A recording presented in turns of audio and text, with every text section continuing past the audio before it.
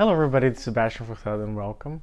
Uh, so today I will be doing the spin to find out who the winner is for the giveaway for the 500 subscriber kind of thing.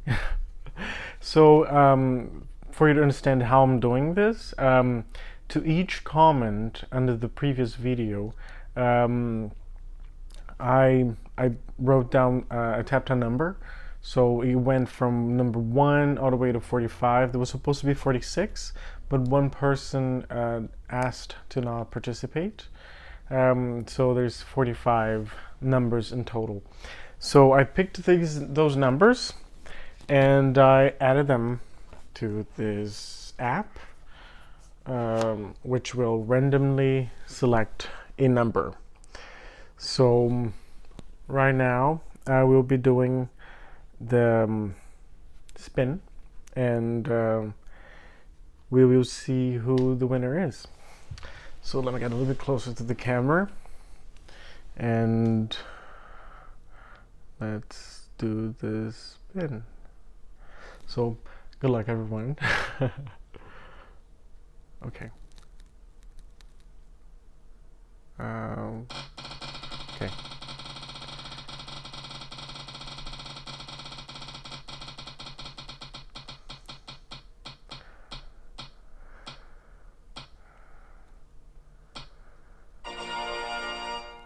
So the winner is comment number 34. So the number 34, which I wrote down, I typed on the comment, is the winner. So 34, as you can see here.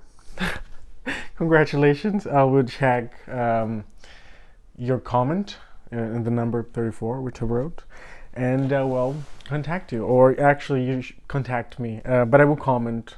I will get back to all the comments and answer each one, just because I didn't want to engage that way before doing this. So since this is out of the way, I will get back to each single comment and I will thank you, individually. So thank you very much and congratulations, number 34. Okay, so today I felt inspired to talk about Liu from Guerlain. This is how much my husband and I have worn this perfume in a little bit over a month, or less than a month after getting it. This was brand new, boxed, sealed, and within a month, this is how much we've worn. We love this perfume. This is from 1929, I believe. Before I spray, I'm just going to go a little bit into the history. Yes, 1929 by Jacques Guerlain. It's a floral aldehydic of tasteful elegance and delicately sensual seduction that puzzles, blah, blah, blah, blah. Okay, this is the big thing with this perfume is because it has a strong resemblance in parts to Chanel No. 5, mostly because it's a floral aldehydic. A lot of people say that it smells very much like the vintage Chanel No. 5. I cannot speak much about that because I'm not really that familiar with Chanel No. 5. I have 2 bottles of it. I think I have the Eau de Parfum. I actually have 3. Eau de Parfum, a little extract, which to me smells very similar to the Eau de Parfum, and actually more, because I have the is it Lumiere? No, I don't think they have Lumiere. It's number 5. The other one, I forgot the name, and oh my gosh, the L'eau, number 5 L'eau, which my husband already finished the full bottle of it because it's actually quite nice. Chanel No. 5 was pretty much, this entire new thing when it came out in 1921 with this very big introduction to aldehydes in this form, because aldehydes exist in many other ways, and it's not just the powdery way that we're familiar with. But in 1921, this was pretty much one of the first perfumes to be this bombastic when it comes to powder, meaning aldehydes, and florals, lightly woody, citrus. So, but right after that, many other companies started presenting their own renditions, their own creations based on Chanel number 5. It doesn't mean they were copying Chanel number 5. It means that, well, we have this new family, this new olfactive family to work with. Let's see what we can do. Let's see what we can come up, as a response to Chanel number 5. So lots of big brands have perfumes that will have somewhat of a similar vibe to Chanel number 5, but it doesn't necessarily mean that they're copies or dupes or Chanel number 5. It just means that they were inspired by the idea of floral aldehydes, and they decided to make their own perfume. So we have Liu, which I believe it goes, in that direction, because you can clearly, feel a Chanel number 5 vibe. Guerlain also has another one, Vega, which is very much in that style, to a lot of aldehydes, quite stunning. Hermes, we have Calèche, and Lanvin, we have Arpège, slightly, but it's still quite different. But it has aldehydes and all that. So many other brands out there. We have perfumes that will go in the vibe of Chanel number 5, meaning aldehydes. Funny thing for me is pretty much all perfumes that are in that sorry, that are in that vibe of Chanel number 5. Chanel number 5 is actually my least favorite. I don't really love Chanel number 5. I don't know why. I was never a big fan of that perfume, and I still am not. I prefer the other editions of it, like L'Eau and the other ones. Is it Première? I think it's Première. Number 5 Première. That one's quite beautiful too. I really love that one. But the classic, my aunt has a vintage bottle of Chanel number 5 Eau de Parfum, which was really well kept because she never really wore it. She doesn't like it. It's from the 80s. And she actually doesn't like it at all. She never did. She only has it because she believes that every woman should have a Chanel number 5 in her collection. And that's her personal opinion, and I somewhat agree with it. I have one. I wear from time to time, very rarely, but I do. I like it. I don't hate it. But when it comes to love, it's not really a huge love. It's just, I have to have this perfume in my collection just because it's Chanel number 5. And I happen to have the Christmas edition, actually, that they came out a couple years ago. It was a red bottle. It's pretty much what I have for the classic Eau de Parfum. They say that it has changed a lot compared to the past. And comparing to the one that my aunt has, which I was just talking about from the 80s, it's pretty much full still. She showed it to me last November when I was in Brazil, and I sprayed a little bit. It did not work for me. It's way too much. I cannot say if it just didn't age that well, or because she never kept it in the bathroom. It's always been in her wardrobe, controlled temperature, and it was well kept. So I don't think it's spoiled, or I don't know if it's simply a total different structure of the perfume, formulation. I don't know if it changed drastically that much. But comparing to her vintage to the current one, I prefer much more the current one.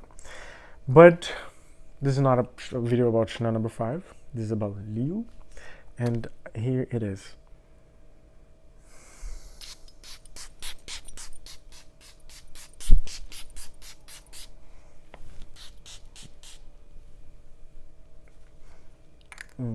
God, this is gorgeous. Now you can see why we've used this much in a little bit over a month. My husband sprays the same way that I do. Actually, I already have another bottle of this ordered because and this is the new presentation, which I believe I mentioned. So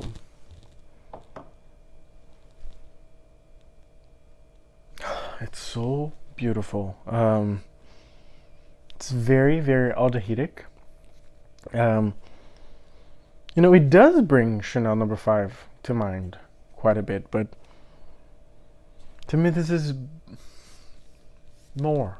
It's it's just more flowery. The the blend of aldehydes and flowers, it's more rounded and better balanced in this to me over number 5. And it's soft, even though it has a strong presence. It's just cocoony. Do just want to. Okay, this to me, I guess I know why. Guerlain perfumes in general, I get a lot of feelings from them, vibes, emotions, going to trips in my mind of imaginary places and times, and I get it in this, but I don't get it in number 5, in the classic Eau de Parfum. I don't. It's very emotionless to me. It's a very cold. It gives me a very cold, austere vibe, clinical-ish. Like just very no feelings. To me, this is slightly sweet, but from the flowers. Soapy, powder because of the aldehydes. On my skin, this is pretty much it. It doesn't change a whole lot. It's just tiny little bit slightly woody, a little bit citrus in the very opening, but now that's almost gone. It's very soft, yellow. I get lots of yellow. I don't know if I'm just biased because of the color of the perfume itself, but this shade of yellow, actually, from the sticker, it's a good connection that I get with the scent. Yeah, this shade of yellow, which I don't know what it's called, gives me a really good vibe of the scent. Oh, it's so beautiful. On my husband, it tends to be a little bit sweeter, but not on me. It's just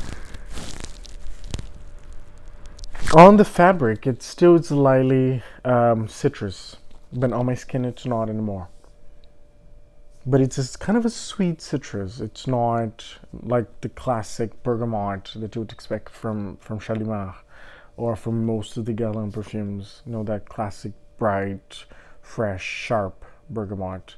And here it's kind of orange, orange blossom kind of citrus. Yeah. I don't really have a whole lot more to say about this perfume, other than I think it's stunning. Another abstract, gorgeous creation, which a lot of people may think it has a lot of similarities to Chanel number 5.